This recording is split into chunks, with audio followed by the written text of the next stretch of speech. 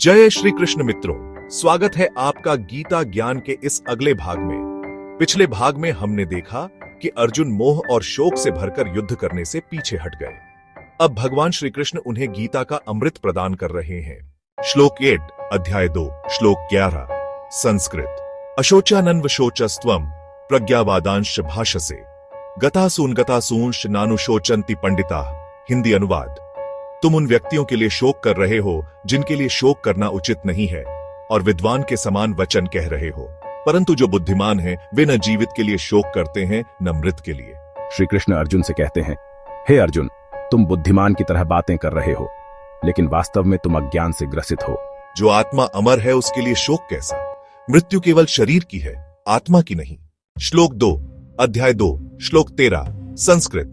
देहिनोस्मिन्यथा देहे कौमारम यौवनम जरा तथा देहांतर प्राप्तिर्धीरस्तत्र न मुह्यति। हिंदी अनुवाद। जैसे इस शरीर में आत्मा बाल्यावस्था, यौवन और वृद्धावस्था को प्राप्त होती है, वैसे ही मृत्यु के बाद दूसरा शरीर मिलता है। धीर पुरुष इसमें मोहित नहीं होता। व्याख्या 105 में। बिल्कुल वैसे ही जैसे हम छोटे बच्चे से जवान होते हैं और फिर बूढ़े होते हैं, उसी प्रकार मृत्यु केवल शरीर का परिवर्तन है। आत्मा अमर है और बार बार शरीर बदलती रहती है।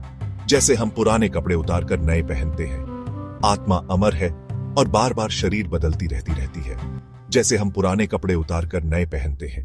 श्लोक 3 अध्याय 2 श्लोक 43 संस्कृत। कर्मण्येवाधिकारस्ते मां फलेषु कदाचन मां कर्म फल हेतुर्भूर्मा ते संगोस्त्व कर्मणि। हिंदी अनुवाद। तेरा अधिकार केवल कर्म करने में है, कभी भी उसके फलों में नहीं, इसलिए तू कर्मों के फल का हेतु मत बन और न ही कर्म न करने में आसक्त हो। व्याख्या 2 एमएन। भगवान कृष्ण अर्जुन को कर्मयोग का संदेश देते हैं। हमारा कर्तव्य है कर्म करना, परिणाम ईश्वर पर छोड़ देना। उदाहरण, जैसे किसान बीज बोता है लेकिन बारिश आना उसके हाथ में नहीं, वह अपना कर्म करता है, फल ईश्वर देता है। वह अपना कर्म करता है, फल ईश्वर देता है। श्लोक 4 अध्याय 3 श्लोक 19 संस्कृत। तस्मादसक्त सततम कार्यम कर्म समाचर असक्तो ह्याचरण कर्म परमाप्नोति पुरुष। हिंदी अनुवाद। इसलिए आसक्ति रहित होकर तू नित्य कर्तव्य कर्म करता रह, क्योंकि आसक्ति रहित कर्म करने वाला पुरुष परमात्मा को प्राप्त होता है। व्याख्या 1 एमेन। हम जो भी करें निःस्वार्थ भाव से करें, कर्म में लिप्त रहकर भी मन को शुद्ध रखें, यही कर्मयोग का मार्ग है। श्लोक 5 अध्याय 4 श्लोक 7-8 प्रसिद्ध श्लोक संस्कृत। यदा यदा हि धर्मस्य ग्लानिर्भवति भारत अभ्युत्थानमधर्मस्य तदात्मानं सृजाम्यहम् परित्राणाय साधूनां विनाशाय च दुष्कृताम्। धर्म संस्थापनार्थाय संभवामि युगे युगे।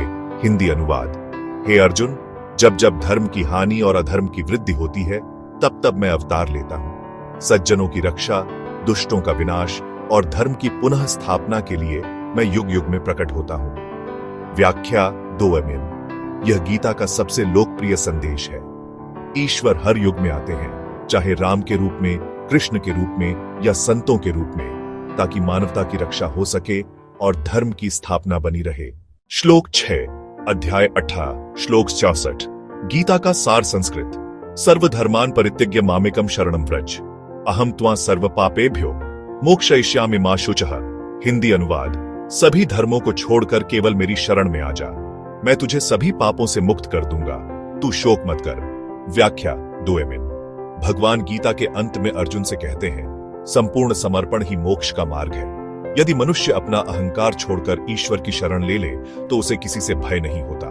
यदि मनुष्य अपना अहंकार छोड़कर ईश्वर की शरण ले ले तो उसे किसी से भय नहीं होता।